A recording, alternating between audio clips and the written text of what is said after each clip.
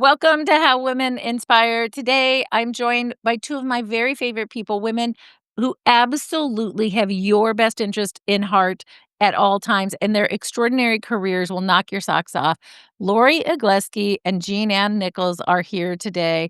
Following 30 years in corporate financial services, Lori pivoted just 3 years ago, and she successfully curated this portfolio of consulting and coaching and board service and venture investing. One of the things that Lori and I and JeanAnn have done is sort of huddled and said, all these women are going through pivots right now. What do they need to make it more fun, less stressful, and more successful as an outcome? So Lori co-created and co-facilitates the Power Your Next Chapter workshop with that we offer at How Women Lead with JeanAnn Nichols.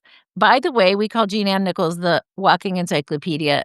Her heart is only maybe, I don't know which is eclipsed by which, but her brilliant brain. She's sharing their experiences, both of them, about the lessons learned in creating a balanced and joyful life in hopes that you can find that next chapter just as fulfilling and maybe a little bit of an easier road to get there. So let me tell you about JeanAnn. She also has had a tremendous career in technology. She's an engineer by background. She learned that deploying new technologies isn't that hard. It's the working with people that is the real game changer. As a VP at Intel, JeanAnn pivoted into a portfolio career, and I was there as a witness along the road, and what an honor. Focused on helping women thrive in technical fields. She is an executive. She got executive coach certification. She does team coaching. She co-authored a book called Intentional Power. She's a professor, instructor at Stanford, corporate board member. And with Lori, JeanAnn facilitates this tremendous experience that just takes the lid off and gives you structure and normalizes and gives you a process for senior women to develop their own pivot. I'm so excited to be here with both of you. Thank you both for joining me, and thank you for all your commitment. I watch your love in action all the time, and it is such a gift. Really a pleasure. Thanks. Thank you, Julie. I'm so happy to be here. Before we dive in, can we just warm up with a fun question? So, if you're having an intimate dinner party with three trailblazing women from history, who's on your guest list and what burning question would you ask each of them? Do you guys mind going one at a time? Sure. Lori, you go And first. okay, I'm happy to. So I have three amazing women that are not necessarily everyday we're not talking about them every day, but they're amazing. So the first one is Senator Margaret Chase Smith. She was a Republican. She was the first woman to serve in both houses of Congress and to mount a presidential bid for the Republican Party. My question for her is, where did you get the courage? Where did that come from to take on Senator Joseph McCarthy in 1950 with her speech around the Declaration of Conscience? As you know, what was going on in the world at that time, and she stood up to him, and change happened as a result. The second woman, Elizabeth Packard, in 1860, she was committed to an insane asylum by her husband because she had different religious views than he. And that was perfect. How many women were put in those insane There asylums? were I just read an article about that. Yeah. we're full of them. So my question for her is, what kept you fighting for your release? She was in prison for 3 years, and for the release of others, despite having no due process, no money, and no support. And the third woman, she's a little more well known, and that's Ida B. Wells. She was an investigative journalist, and she was a civil rights leader. She was one of the founders of the NAACP. And my question for her is, what kept her going in her quest for women's suffrage despite other women who were trying to diminish her work or push her aside because they were focused on a different group of women? There's kind of a theme around fortitude and courage. And how do you get that out of your body and brain on a regular basis, even though you feel like you just want to take a nap? Absolutely. Yeah, These please. ladies didn't sleep on any of They it. did not sleep on any of it. All right. I love that. Boy, Lori, JeanAnn. All right, my dinner table is looking a little different, but that's okay. The first woman on my list is Katherine Goble Johnson. You may know her from the film Hidden Figures. So she was a NASA computer.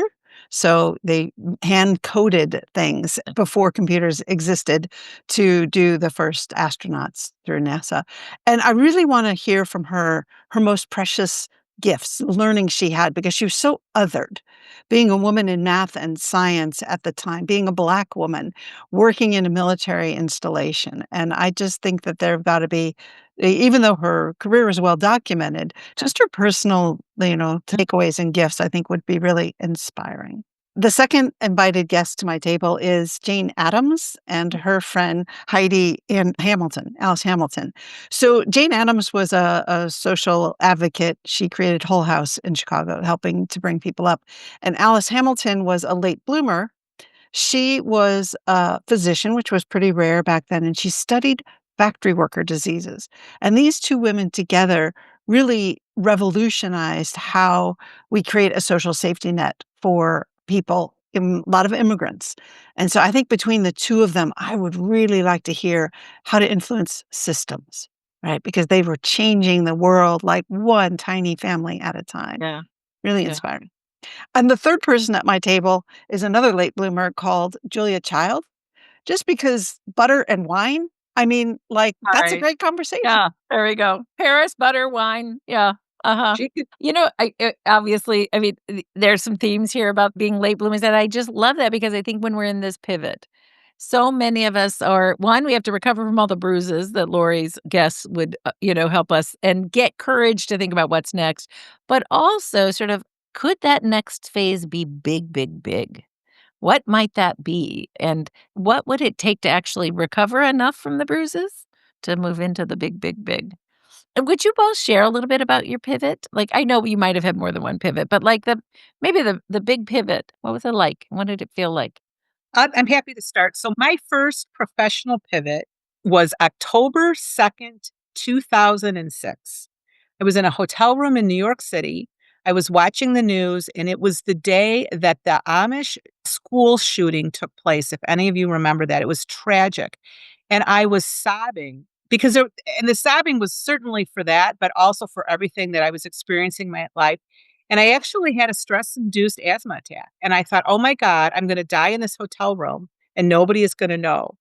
And it was really a wake up call that I was not living my life in alignment with my values. And so I started my own pivot at planning because it was about 7 or 8 months before I actually left my company.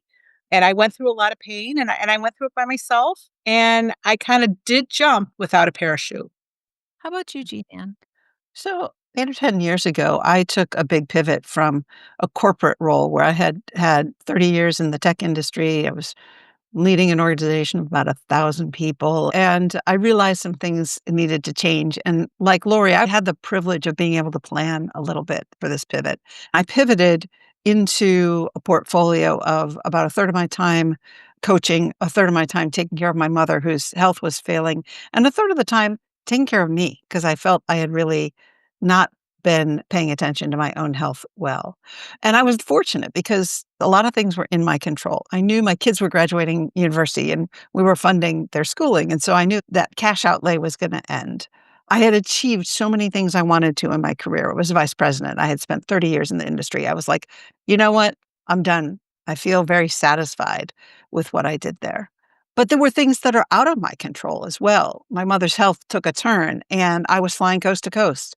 And clearly that was impacting how I was showing up at work. But, that was something that needed to be addressed. And I had, like Lori, that alignment with my values. Family matters to me and family comes before work. So it was time for me to pivot out of a corporate job.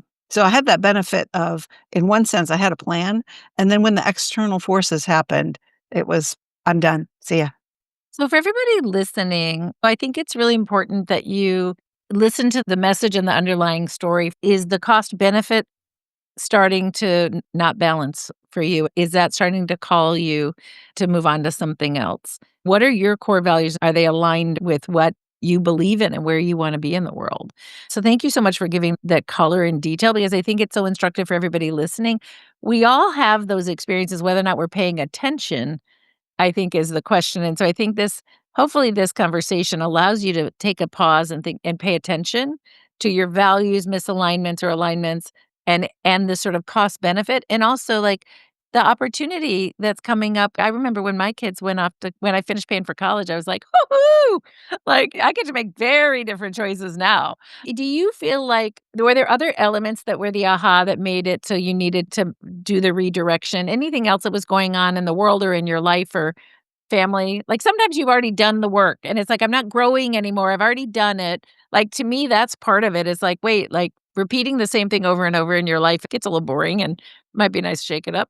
Well, and I think at my point where I was, I had achieved more than I expected in my career. And I looked at the next rung up in the corporate world, and people weren't moving on. So that meant there wasn't a natural place for me to move up to. And it was Okay. probably going to take a lot more years than I really wanted to put in. Upward trajectory was part of And it. I felt like by me not moving, I was holding back my team. I Yeah. had people that were ready to step up, and I didn't want to be a roadblock. Yeah. Right, and so it's like, you know what? If there's not a place for me here, there are a lot of places outside where I can grow, and that gives people that I really valued and mentored the opportunity to step up too. Oh. Well, For right, me, your experience was different, right? Because you actually didn't really have the full plan that my banker friend Lori might usually have. So, that like, that's were you fearful? Like, what was coming up for you? Well, so what came up for me were a couple of things. One, my kids at the time were 14 and I had twins that were 11. And so I was looking at college ahead and I, I was highly paid, and I saw what I think there was upside for me, but I saw what it looked like and I just didn't it was not, as I said, in alignment with my values. But money was an issue. I mean, I have a very, very supportive husband and had that resource, of course, but the money thing I had to really sit and think it through and make sure that and I think the women that go through pivots like this think about it. I needed to not feel guilty that I was giving, not hurting my family, but actually helping my family because I was able to be more present. And I also had enough confidence in myself that I would figure it out. I Yeah. just had to take the leap. And that's contrasted with later pivots that I've taken. This one was most profound because I really didn't know exactly what was going to happen next. I needed to rest and recover, which I did for 3 months. And then I got my professional act together and ended up landing a very soft landing. My fear was money and what I was giving up, but also what I had already given up that I wanted to get back. So those were the two things I had to balance. You know, this money or other fears, would you guys mind going through what you've heard so far? Well, what you've experienced yourself and what you hear with other women. What's that list of the things that have people swirling in their head and staying up at night? I think one of the first one is, "Who am I? How do I introduce myself? I go to a cocktail party, I meet someone in the hallway. How do I say what I am?" Especially if you're in the cocooning, right? If you're in the stepping back and pausing state. Now, I will say LinkedIn is caught up with real life because there's actually a sabbatical, a pause in the options you can choose on how you set up your profile. But I think that is a huge one, is like, if not for this career, who am I? What value am I bringing to the world if I don't have a job? And a lot of these fears come from our early childhood or our family systems. And the other one that happened was really strong for me was, if I don't have a corporate name under me, who's going to hire me? And I'm a longtime sales guy. Not having that brand under my brand was a real barrier. I thought nobody's going to call me. I Wasn't true, by the way. Wasn't true. Right, and I would echo that, the identity and how you introduce yourself, that it was awkward until you kinda get that figured out and what you wanna say, and I think that giving yourself permission to say that you're taking a sabbatical or that you're doing a pause, we always feel like we've gotta have everything figured out and everything buttoned up and all of that, and giving yourself permission to have that pause and not feeling guilty about it so that you mess up the experience because there's all this guilt and I gotta hurry and I gotta do this and I gotta do that. So it was very much an introspective time for me as I spent that summer. And what I realized is that I was just driving my kids around. It wasn't like I had this bad relationship with them or I had neglected them or all of these things. After a couple of months, I realized they just needed a ride. Now, we had great conversations while we had the ride. And of course, they really needed more than that. But what they were experiencing was not as dire as I was feared that they were That's experiencing. the rub. Everybody listen to this.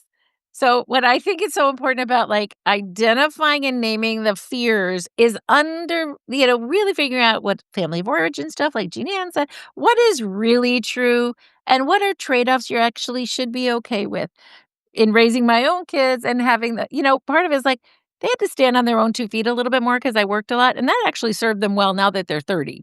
And so my fears and my concerns and my shame and my "I'm not enoughness," a lot of that, they didn't need me around 24/7. I would not have been a successful, engaged over the long run. But what I'm not hearing you both say, which I know you've said to me before, and was certainly the case for me, is I actually needed to heal from the Mhm. exhaustion from the, you know, first generation of us working against an environment where it wasn't designed for us and we were pushing into new spaces. The cost to me was really high. And I needed to recover. I actually worked in social justice work. So I also had like secondary trauma and, taking home everybody's pain and suffering and abuse and whatever. How did you think about how much time are you seeing it takes people to kind of, what do they have to do to get over that? Everybody's different, but what are you seeing? Are there patterns? And how do people wrestle with it?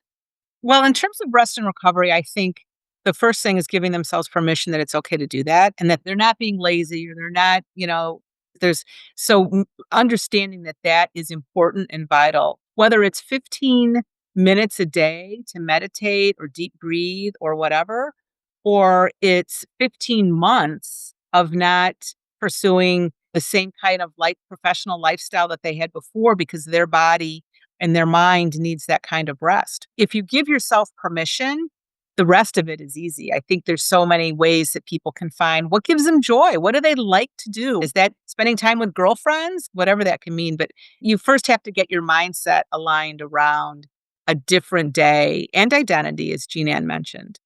Yeah, and I think I just read a piece about the neuroscience of it.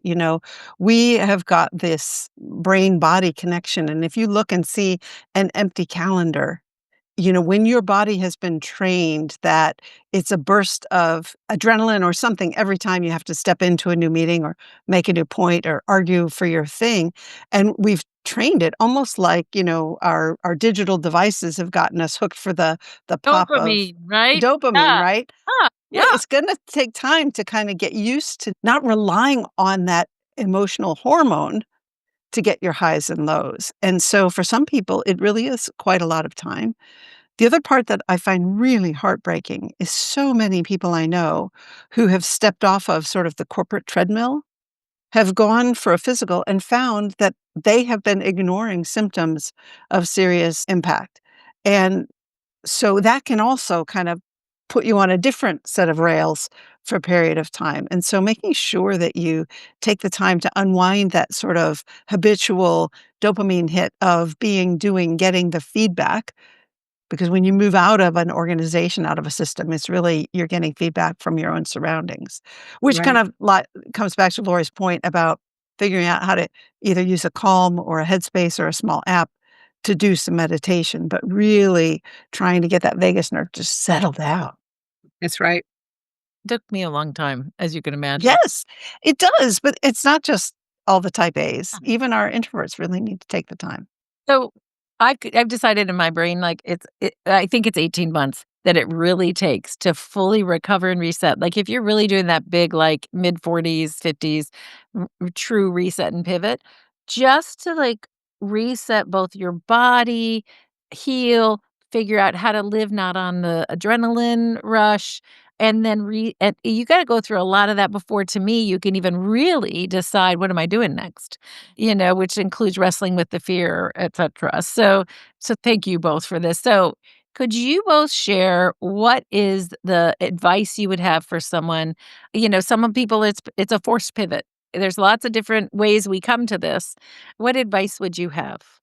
I would start with the pause, breathe, especially if it's something that's externally enforced on you. Then you need to grieve. You're giving up. And if you don't take the time to give up what you have to give up in order to take something new on, there's not space, right? And so I would say that pause, breathe, grieve thing is like first step for everybody. then a piece of that grieving is looking back and saying, what was the silver lining? Right? This is actually not a disaster. It's reframing it into what is possible now. Now that I don't have those commitments, kind of opening up your mind. And if you look at those late bloomers as examples, that can fuel your fire for what's next. Right. I have a story of someone who I unfortunately had to lay off, and they came back 18 months later and said, it was the best thing that ever happened to me because I went and got my JD degree. And now they're a patent attorney. Yeah. And I was heartbroken because I had to let go of this person. Yeah. Silver Yeah. lining. Yeah. So there's that. And then I think the piece that is so important that Lori mentioned, she didn't have, I sort of created my own, is get in community with other people. There we go. What's most personal, your most personal devastation is really most universal. Nobody's having the same experience as you, but they are going through their own. And again, there's UCLA research, we can put it in the show notes, about how when women are under stress, they don't have the fight, flight, freeze response that men do. That research was done on men. And UCLA found that women do tend and befriend. So when women are under stress, by putting women together, it actually reduces the cortisol, reduces the stress hormones, and then they help each other. So find your community. I think those are great. All of that is very important and insightful. The thing that I would add is really very simple, is that as you start to think about where you are and where you need to go. So this works pre-pivot and this works post-pivot. Check in with your head, but get out of your head because your head will lie to you, but your heart generally doesn't lie to you, and neither does your gut. And so those are the three filters by which you should think about, where am I now? Is this serving me? All of the things that we've talked about that go into planning or executing a pivot. And then, how does that feel to my heart and to my gut in addition to whatever I might be thinking?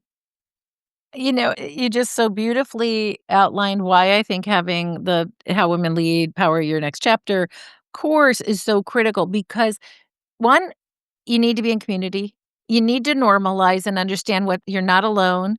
And this sort of what's the structure by which to get out of your head and start to truly get the fears documented and what's real and what's not and okay, if I'm worried about finances, like what's the minimum? And what would my life be like in this event that that's it?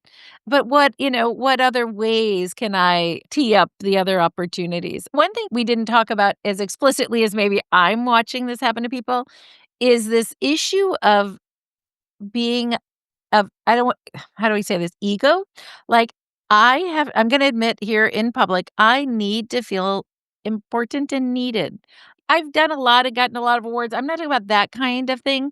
But if all of a sudden nobody needed me and I was totally irrelevant, that's part of one of my fears, right? Is like nobody wants to talk to me. And so how do you help people think about that relevance in I the love that. I ego? love that tee up, Julie. So in the Power Your Next Chapter, we talk about Maslow's hierarchy of needs. And many of us have our physical needs met, right? But we need sometimes safety, like financial safety. We need a sense of love or belonging. We need a sense of recognition, and we need a sense of mastery or self-actualization or legacy. And so I think Lori and I both have some great examples of how we use our portfolio career to meet different needs. So different roles that I play in my portfolio satisfy me in certain ways. And so I think that need for recognition and belonging are really, really important. So for me, coaching just warms my heart. It is just so enriching to hear people figure out and make happen their wildest dreams. But I like to get that recognition. So I speak publicly, right? I'm a professional speaker too. And that feeds my ego, which is just a Maslow need. It's not a judgment on it, Mhm. There's right? no And shame in that. We all are seeking to be meaningful and have it's a human need. Absolutely. To continue with, one of the things that we do in the program is we've established what those needs and wants and desires are and what sorts of things can feed those. Then we take people through an exercise. What do you need to let go of? What do you need to continue? And what do you need to start doing that you haven't done before? Yeah. One of the things about my pivot that was an unexpected surprise is I have this curiosity. And so the way I'm feeding my curiosity right now is through reading historical fiction. That's where my 3 women came from. Before I made room for that, I didn't know who they were. I mean, I knew who Ida B. Wells was, but I didn't know the other 2 women. And so it's really a very impactful exercise to figure out, the things that can scratch your itch, but then also the things that you might wanna let go on that just don't serve you anymore. And what's something new that you're curious about that you've not done before? And it's not a permanent choice. You Correct. can build this portfolio that I do something, maybe it's once a quarter I take on a new hobby or activity, and that's just I have a need for variety and innovation, and so I'm just gonna create that as a swim lane, right? Fantastic. I love that.